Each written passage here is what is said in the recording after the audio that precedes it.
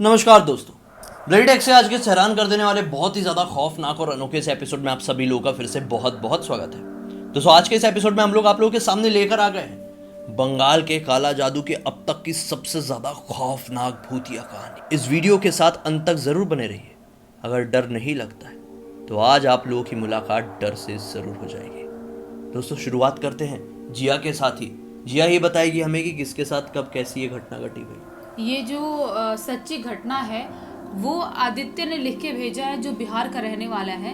लेकिन उसको ये जो घटना घटी है उसकी मौसी ने बताई है, जो उसकी मौसी बंगाल में रहकर अपना स्टडी कंप्लीट कर रही थी। उस टाइम पे एक लड़के के साथ ऐसी घटना घटी, मतलब कि जो मोहल्ले वाले लोग थे, जो लड़के गांव वाले लोग थे, जो लड़के के फैमिली वाले लोग थे, यहाँ तक कि जिस लड़के ने कुछ किया था उसके फैमिली वाले लोग तक, सब लोग बिल्कुल हैरान से रह गए कि आखिर ऐसा कोई कैसे किसी के साथ कर सकता है। क्या जैसे मतलब मैं बहुत बैक स्टोरी जाती हूँ पीछे से कि कहाँ से सब कुछ स्टार्ट हुआ था। वो जो लड़का है उसका नाम अपन रोहन रख देते हैं, जिसके साथ ये घटना घटी है। ये रोहन और आदित्य की जो मौसी थी वो और भी बहुत दोस्त लोग थे जो बंगाल के ही कॉलेज में स्टडी कर रहे थे अपना।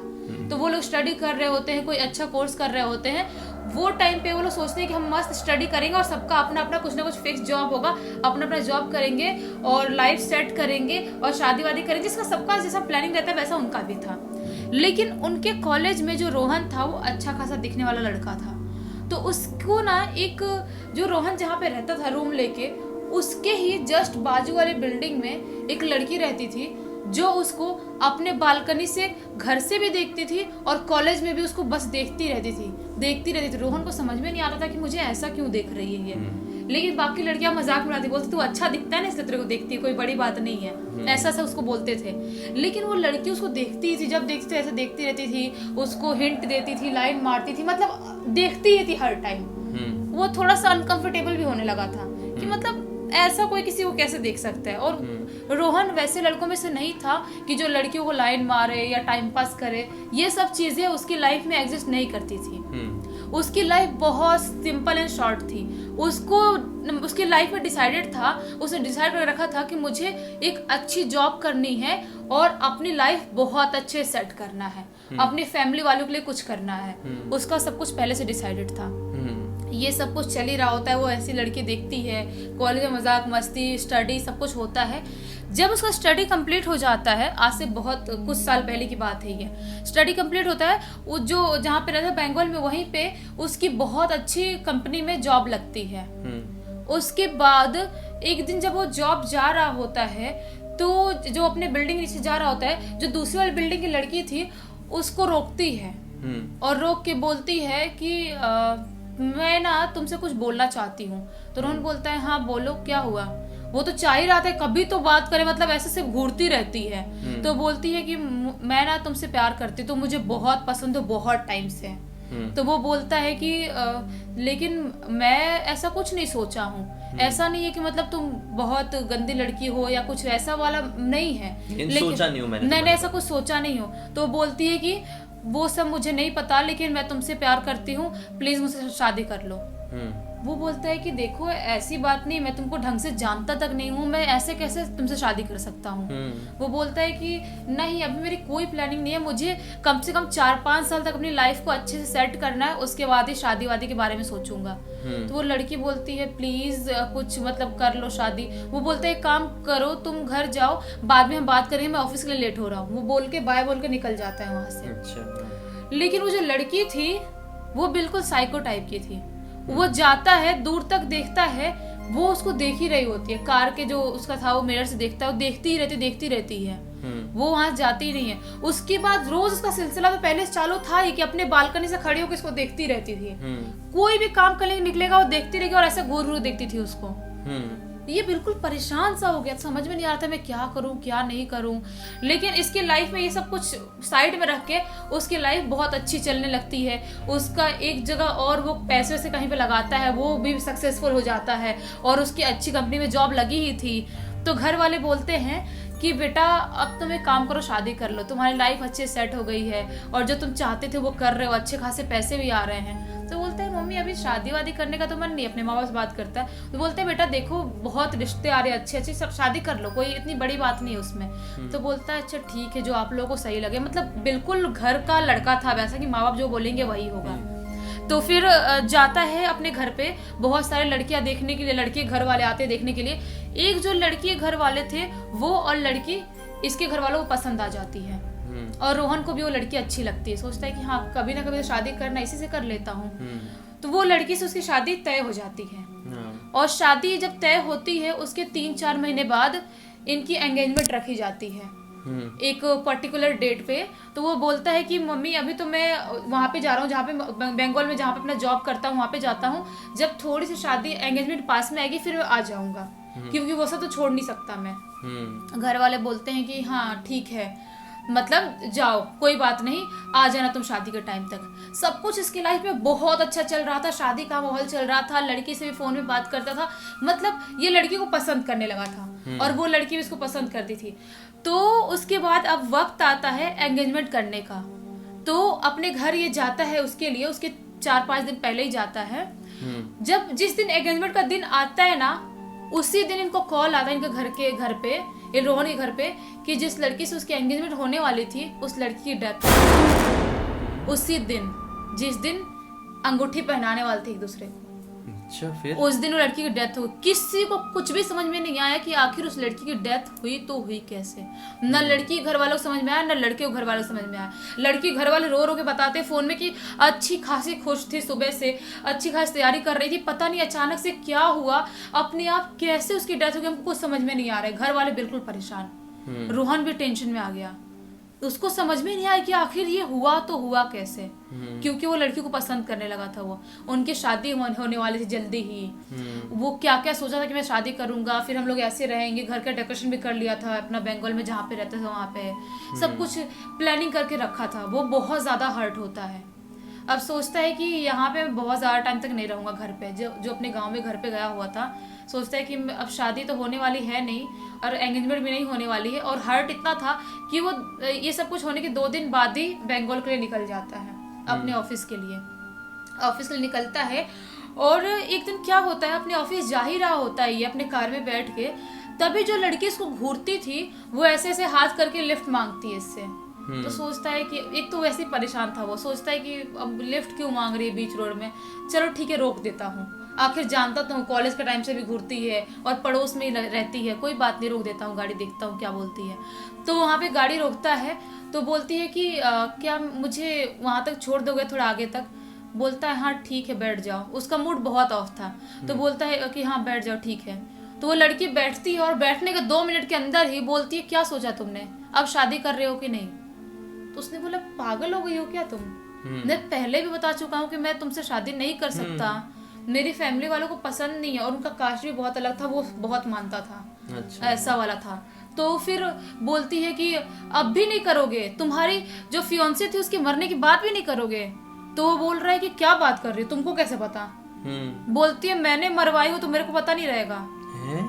वो शॉक्ड हो जाता है, वो सोचता है मतलब उसके पैरों के नीचे जमीन खिसक जाती है। बोलता है क्या बात कर रही हो, तुमने मरवाई, मतलब क्या है ये सब। वो बोलती है कि मैंने ब्लैक मैजिक करवाई हूँ और मैंने तुम्हारे प्यार को पाने के लिए मैंने ब्लैक मैजिक सीखा है और तुम्हारे फियांसे को मरवा ली, क्योंकि मुझे सिर्फ और सिर्फ तुमसे शादी करना है। मैं बहुत साल से तुमको फॉलो कर रही हूँ, करूंगी तो सिर्फ तुमसे ही शादी करूंगी और किसी से नहीं करूंगी। बिल्कुल साइको टाइप की लड़की थी वो बहुत गुस्से में आ जाता है। वो उसको कार से वहीं पे उतारता है, बोलता है एक काम करो तुम दूसरा गाड़ी लो, मुझे बहुत गुस्सा आ रहा है, मैं कुछ भी बदतमीजी कर दूंगा, इससे पहले तुम उतर जाओ कार से। वो लड़की उतारता है और बोलता है कि तुम्हारी जैसी लड़की से मैं जिंदगी में कोई शादी करता, तुम आखिरी लड़की होती इस दुनिया में, तो भी मैं तुमसे शादी नहीं करता। तुम इतनी ज्यादा बदतमीज और इतनी मतलब कैसे ऐसी लड़की हो सकती हो, तुम बेकार लड़की कैसे हो सकती हो। उसको ये सब बात बहुत ज्यादा बुरी लगती है, वो बहुत हर्ट होती है, वहां से रोते रोते निकल जाती है। अब किसी को नहीं पता कि अगला कदम उसका क्या होगा, क्योंकि उसने ब्लैक मैजिक सीख चुकी थी और बहुत ही खतरनाक लेवल तक। ये जो रोहन था उसको ये सब बातों का बहुत हर्ट था, उसको ये भी लगता है कि यार इस लड़की की वजह से मेरी फियांसे मर गई, मेरी फैमिली में सब लोग इतने परेशान हुए, इतना सब कुछ शादी का खर्चा किए थे, सब कुछ कितना सही था, इस लड़की की वजह से सब कुछ खराब हुआ है, जिसको मैं ढंग से जानता था नहीं, वो मुझे फॉलो करती है, मैं तो नहीं करता उसको फॉलो, ऐसा वाला। वो बहुत 2-4 दिन टेंशन रहता है, सोचता है, तभी अचानक से जहाँ पे वो पैसे से लगा के रखा था वो सब कुछ डूब जाता है, लॉस में आ जाता है वो 2-4 दिन के अंदर, उस लड़की से लड़ाई होने के बाद ही। जो उसके ऑफिस में जॉब था, वो जॉब भी थोड़ा बहुत उसका हिलने लगता है कि शायद वहां से कुछ ना कुछ गड़बड़ होने वाला है। मतलब फाइनेंशियली जितना ये अच्छा था, सब कुछ धीरे धीरे डगमगाने लगता है, खराब होने लगता है। उसके बाद अचानक से लड़के से लड़ाई होने के 1 हफ्ते बाद ही इसके ना चेस्ट में रोज पेन होना स्टार्ट हो जाता है। इसके चेस्ट में इतना पेन होने लगा था कि मतलब ये पागल होने लगा था, हर टाइम ऐसा दर्द होता, ऑफिस में ऐसा पकड़ के बैठा रहता था, घर पे पकड़ के समझ में नहीं आता कि आखिर मेरे साथ हो क्या रहा है ये। वो सोचता है कि मुझे जल्द से जल्द डॉक्टर को दिखा देना चाहिए, क्योंकि बड़ी प्रॉब्लम कभी भी ऐसे वक्त बता के नहीं आती, कुछ भी हो सकता है। वो डॉक्टर के पास जाता है, सोनोग्राफी वगैरह होता है, सब कुछ चेक वेक कराता है, लेकिन रिपोर्ट में कुछ भी नहीं आता है। डॉक्टर बोलता है कि आप तो बिल्कुल फिट हो, आपको कोई ऐसी प्रॉब्लम है ही नहीं, वो चेस्ट पेन हो रहा है, उसके लिए मैं आपको मेडिसिन देता हूँ, ये आप डोज चला दो, कुछ दिन में आप ठीक हो जाओगे, लेकिन ऐसी आपके अंदर कोई प्रॉब्लम नहीं है। उसको समझ में नहीं आता है कि डॉक्टर ने कैसे चेक किया, प्रॉब्लम क्यों नहीं है, मेरे को रोज दिन रात दर्द हो रहा है, इतना दर्द हो रहा है, ऐसा लग रहा है मैं मर जाऊंगा, इतना दर्द हो रहा है, इतनी ज्यादा प्रॉब्लम, इतनी प्रॉब्लम थी। वो मेडिसिन खाने लगा, सब कुछ करने लगा, लेकिन उसके बाद भी उसका दर्द ठीक नहीं हो रहा था। उसका ये दर्द होते होते एक दिन पता भी नहीं चला कैसे वो खत्म हो गया है? खत्म हो गया अपने आप, दर्द होते होते। डॉक्टर को दिखाया, बड़े डॉक्टर को दिखाया, दूसरे डॉक्टर को भी दिखाया, लेकिन कोई फर्क नहीं पड़ा उसके दर्द में। रिपोर्ट में कुछ नहीं आता था कि उसको कुछ भी नहीं हुआ है। परेशानी किसी को पता ही नहीं चली। और अचानक से वो ऑफ हो गया, जिसकी वजह से उसके घर पे फोन किया गया, घर वाले आए, घर वाले बिल्कुल शॉक्ड कि आखिर इतनी जल्दी ये सब चीजें क्या हो रही है हमारी लाइफ में। जो लड़की शादी होती थी उनसे, वो मतलब कुछ टाइम पहले ही मरी और कुछ दिनों बाद इसकी ये हालत हो गई। घर वाले बिल्कुल परेशान, पागल की तरह रो रहे, चिल्ला रहे। पूरे जो मोहल्ले में जो लोग वहां पे रहते थे वो सब लोग इकट्ठे हुए कि आखिर हुआ तो हुआ कैसे। लड़का रोज नॉर्मली अपनी कार से ऑफिस जाता था, बिल्कुल फिट एंड फाइन था, यंग लड़का था, इसको कैसे कुछ हो सकता है, किसी को कुछ समझ में नहीं आता है। जब ये जो मतलब ले जाते हैं लोग, बोलते हैं कि इसे घर वाले लड़के की कि हम लोग पोस्टमार्टम करवाएंगे, ऐसे नहीं चलेगा, पोस्टमार्टम करवाना जरूरी है, क्योंकि हमको कुछ ना कुछ गड़बड़ लग रहा है, हमारे बेटे के साथ कुछ ना कुछ प्रॉब्लम हुई है। वो लोग लेके जाते, पोस्टमार्टम करवाते, उसके बाद क्या पता चलता है कि उसके अंदर दिल है ही नहीं, दिल ही नहीं है, लड़के के अंदर नहीं है। डॉक्टर चेक करते हैं, पूरा सब कुछ चेक करने के बाद भी पता चलता है कि ना कोई कट का निशान है, ना ही कुछ है। अगर दिल कोई निकाल रहा है तो कट तो करेगा ना, वहां पे कुछ तो निशान मिलेगा, कोई निशान नहीं मिलता है।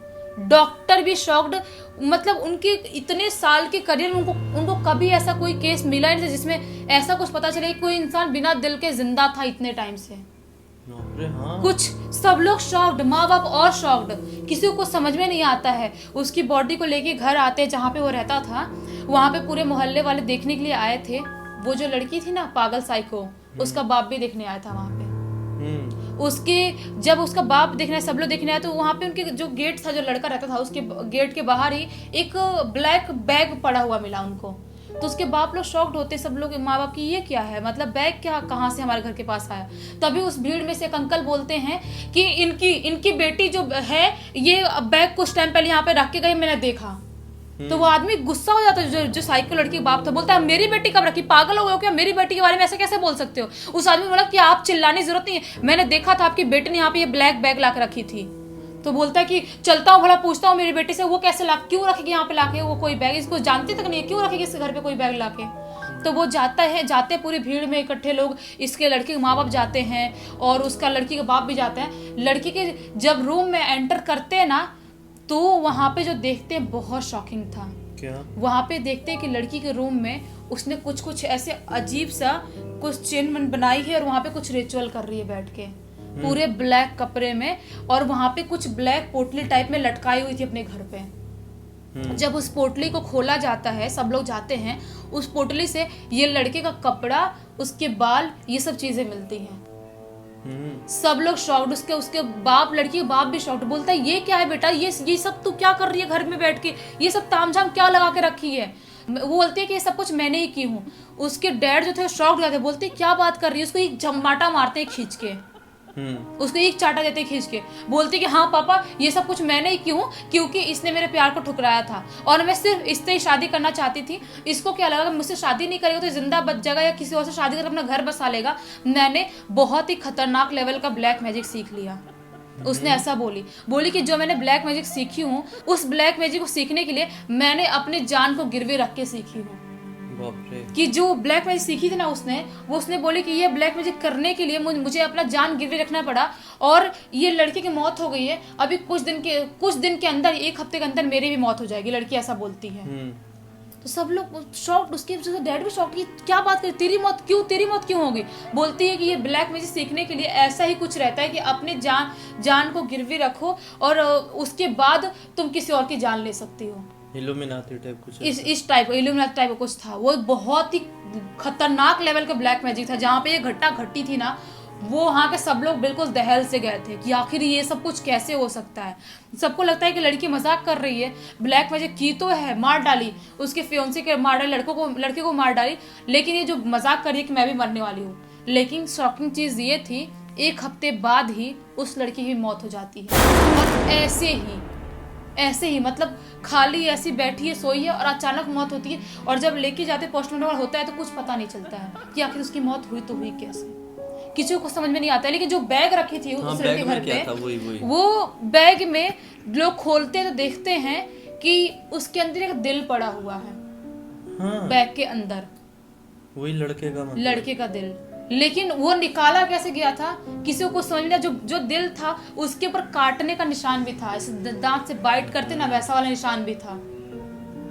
किसी को कुछ समझ में नहीं आया कि आखिर ये सब कुछ हुआ तो हुआ कैसे। बहुत ज्यादा शॉकिंग था ये। सच में ये कहानी बहुत अजीब थी और मेरी आज तक की सुनी हुई काला जादू में देखा जाए तो सबसे ज्यादा अजीबोगरीब और डरावने काले जादू की कहानी थी। सोचो मतलब जिनके साथ हुई होंगी उनको क्या फील हुआ होगा, जिनके घर वालों के साथ, उनके घर वालों को क्या लगा होगा यार, क्या वही तो क्या फील हुआ होगा। सोचो जो लड़की जो साइको थी उसके घर वालों को क्या फील हुआ, हमारी जवान लड़की ऐसी हरकतों की वजह से मर गई, खुद भी तो मरी ना वो। इसीलिए कभी भी ब्लैक मैजिक ये सब चीजों के ऊपर कभी विश्वास नहीं करना चाहिए। बहुत सारे लोगों को मैंने देखा हूँ जब भी ऐसी बात करते ना इल्यूमिनाती या फिर ऐसी, तो लोग बड़े एक्साइटेड हो जाते हैं कि हमको भी ज्वाइन करना है, ये कैसे होता है, क्या होता है, हमको बताओ इसके बारे में। तो भाई ऐसी चीजों से आप जितनी दूर रहे उतना बेहतर है, क्योंकि ये चीज़ बड़ी खतरनाक होती है। कुछ आपको थोड़ा बहुत मिल जाएगा लेकिन आपका इतना कुछ चले जाएगा ना जितना आपने कभी सोचे भी नहीं होंगे।